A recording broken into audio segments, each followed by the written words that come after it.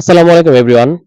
BPL 2026 BPL এর দ্বাদশ আসর শেষ হয়ে গেছে এবং বিপিএল এর দ্বাদশ আসর শেষে পরবর্তী আসরে অর্থাৎ বিপিএল এর ত্রয়োদশ আসরে নতুন অংশগ্রহণ করা নোয়াখালী এক্সপ্রেস দলটা থাকবে কিনা সেটা নিয়ে আজকের ভিডিওতে আলোচনা করব। প্রথমত বিসিবি বিপিএল গভর্নিং কাউন্সিল প্রত্যেকটি দলকেই তো 5 বছরের জন্য মালিকানা দিয়েছে, সেই হিসাবে নোয়াখালী এক্সপ্রেসের তো বিসিবির তরফ থেকে বাদ দেওয়ার বা বাদ যাওয়ার কোনো সম্ভাবনা নেই। তবে ফ্র্যাঞ্চাইজির তরফ থেকে তারা থাকবে কিনা সেটাই এখন বড় প্রশ্ন হয়ে দাঁড়িয়েছে। প্রথমত যদি এই বিপিএল এ তাদের সদ্য শেষ হওয়া বিপিএল এ যদি তাদের পারফরমেন্সটা আপনারা খেয়াল করুন, সকলেই জানি আমরা 10 ম্যাচে মাত্র 2 জয়ে 8 পরাজয়ে পয়েন্ট টেবিলের তলানিতে থেকে অর্থাৎ 6 নম্বরে থেকে তারা টুর্নামেন্টটা শেষ করেছে। টুর্নামেন্টের প্রথম 6 ম্যাচ তারা হেরেছে, তারপর 2টা জিতেছে, আবার শেষ 2টা ম্যাচে তারা হেরেছে। এছাড়াও তারা তাদের ওয়াদা করা যে বড় বিদেশি ক্রিকেটারদের আনার কথা ছিল, জনসন চার্লস, কুশাল মেন্ডিস, তাদেরকে আনতে পারেনি। একমাত্র বড় ক্রিকেটার হিসেবে এই দলের মধ্যে মোহাম্মদ নাবি এসেছিল, যদিও সে পুরো বিপিএল খেলেনি। বিপিএল এর শুরুর দিকে সে আইএল টি20 খেলার জন্য খেলতে পারেনি, বিপিএল এর শেষ দিকে সে আফগানিস্তান সিরিজের জন্য খেলতে পারেনি। শুধুমাত্র মাঝের কিছু ম্যাচে সে খেলেছে। ওই হিসাব করলে পুরো বিপিএল ও খেলেনি মোহাম্মদ নাবি, এবং কোনো বড় ক্রিকেটার বিদেশি ক্রিকেটার এই দলে ছিল না। এমনকি বিপিএল নিলামেও তারা কিন্তু বড় কোনো দল গঠন করতে পারেনি। সুযোগ থাকা সত্ত্বেও তারা বড় বড় ভালো দেশীয় ক্রিকেটারদেরকে তারা ইগনোর করে গেছে, অবহেলা করেছে, তাদেরকে নেয়নি। বাধ্যগতভাবে তারা জাকের আলী এবং মাহিবুল ইসলাম অঙ্কনকে নিতে হয়েছে, আর নয়তো তারা সেটাও কিন্তু নিতে চায়নি।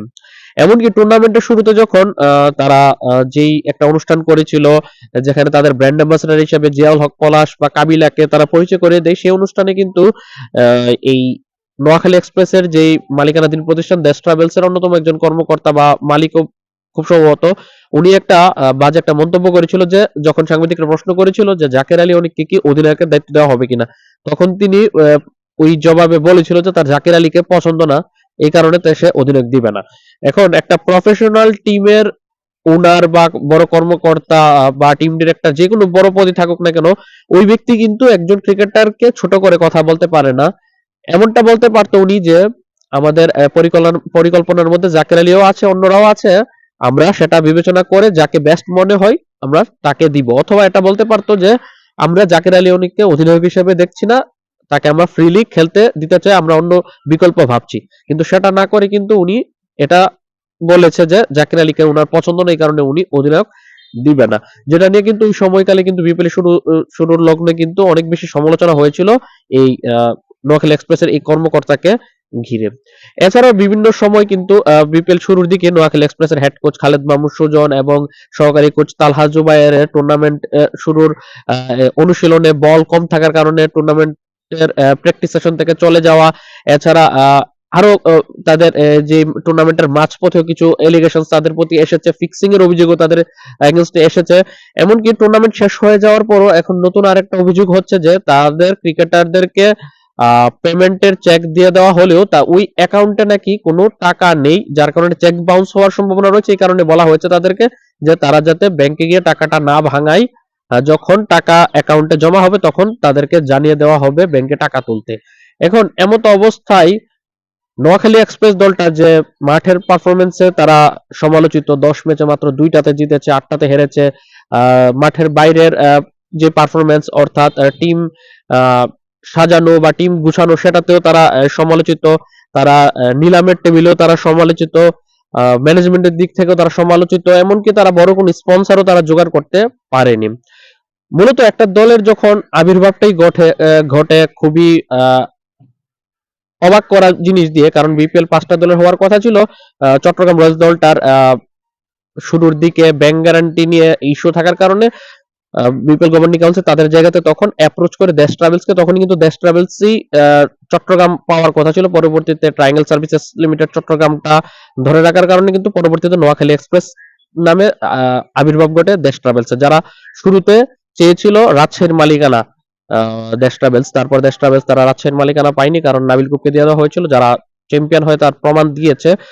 পরবর্তীতে যখন চট্টগ্রাম রয়্যালস কিনে টানাপোড়েন ছিল, তখন কিন্তু চট্টগ্রাম রয়্যালস এই দেশ ট্রাভেলসকে দিয়ে দেওয়ার কথা ছিল, কিন্তু যখন চট্টগ্রাম রয়্যালস বহাল থাকে তখন তাদেরকে নোয়াখালী এক্সপ্রেস দেওয়া হয়। কারণ যদি তারা বিপিএল রাজশাহী নামে দল নিয়ে আসতো তাহলে সেই দলটার নাম হতো রাজশাহী এক্সপ্রেস, যার কারণে তারা নোয়াখালী এক্সপ্রেস নামে কিন্তু তাদের অংশগ্রহণ ঘটে।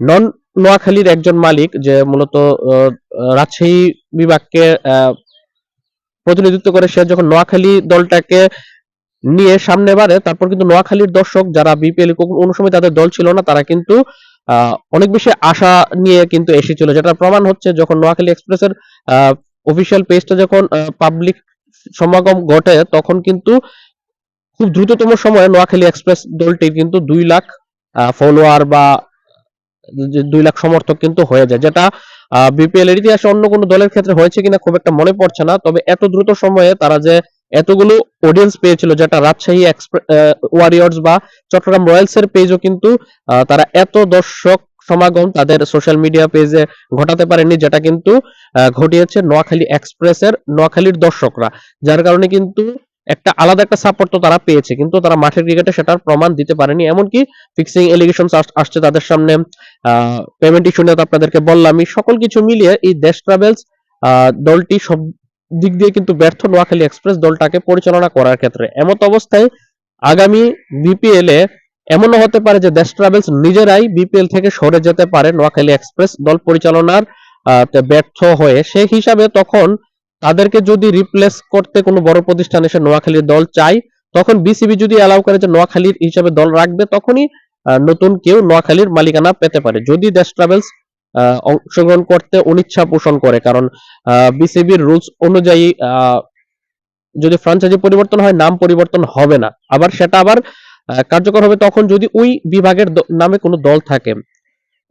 উদাহরণস্বরূপ নোয়াখালীর দল বিসিবি রাখতে চাইলো, সেক্ষেত্রে তখনই দেশ ট্রাভেল যদি নোয়াখালী এক্সপ্রেস না থাকতে চায়, সেক্ষেত্রে নতুন কোনো প্রতিষ্ঠান যদি নোয়াখালীর মালিকানা আছে, সেক্ষেত্রে তাদেরকে নোয়াখালী এক্সপ্রেস দেওয়া হবে বলে এখন পর্যন্ত যেটা বোঝা যাচ্ছে। আর যদি বিসিবি দেখে যে দেশ ট্রাভেলস নোয়াখালী এক্সপ্রেসকে নিয়ে কন্টিনিউ করতে চায় না এবং নতুন কেউ নোয়াখালী এক্সপ্রেস চাচ্ছে না, সেক্ষেত্রে তারা নোয়াখালীর জায়গাতে অন্য কোনো বিভাগীয় অঞ্চলকে তারা দল দিয়ে দিতে পারে। এটা এখন পর্যন্ত আশঙ্কা করা হচ্ছে, যদিও অনেকটা সময় বাকি, ভবিষ্যতে কি হবে আমরা সেটা জানি না, এখনো প্রায় 1 বছর সময় বাকি।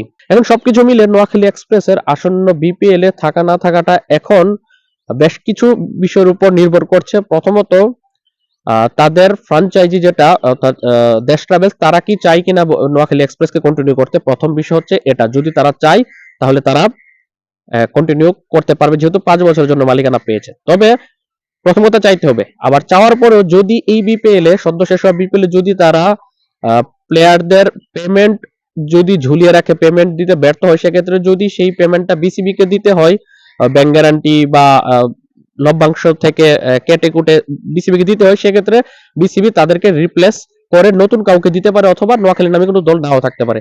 আর যদি এরকম হয় যে তারা থাকতেও চায়, তাদের পেমেন্ট ইস্যু সলভ হয়ে যায়, তারপর আরেকটা ইস্যু রয়েছে, সেটা ফিক্সিং অভিযোগ। যদি তাদের উপর আনিত যে ফিক্সিং অভিযোগটা এখন বলা বলি হচ্ছে, যদি সেটা প্রমাণিত হয়, সেক্ষেত্রে তাদেরকে বিসিবি স্যাক করে দিতে পারে, তাদের জায়গাতে নতুন কাউকে আনতে পারে। তবে এখন সেগুলো অনেকগুলো কিন্তু পরন্তুর উপর নির্ভর করছে, তাই সেটাতে নিয়ে আসলে বিস্তারিত বলা যাবে যখন বিসিবি অফিসিয়ালি মন্তব্য করবে এই বিষয়টা নিয়ে। তবে বিসিবি এখনই যে মন্তব্য করবে বিষয়টা এরকম না, বিসিবি যখন বিপিএল এর লভ্যাংশ বন্টনের দিকে যাবে, তখনই আমরা একটা ধারণা পাবো যে বিপিএল এর কোন কোন দলগুলো থাকছে এবং কোন কোন দলগুলোকে নাও দেখা যেতে পারে পরবর্তী বিপিএল এ। আপনার কি মনে হয় নোয়াখালী এক্সপ্রেস দলটার কি ভবিষ্যতে থাকা উচিত কি থাকা উচিত না, based on performance, fixing allegations, payment issue, team combination, সবকিছু মিলে এভাবে? এখন যদি আপনি নোয়াখালীর দর্শক হয়ে থাকে, সে হিসাবে তো আপনি চাইবেনই নোয়াখালীর দলটা থাকতে। তবে সেক্ষেত্রে কি আপনারা এই দেশ ট্রাভেলস কি চান নোয়াখালীর মালিকানাতে, নাকি তারা আপনারা ভিন্ন কাউকে নোয়াখালীর মালিকানায় দেখতে চান, সেটা অবশ্যই কমেন্টে জানাবেন। আল্লাহ হাফেজ।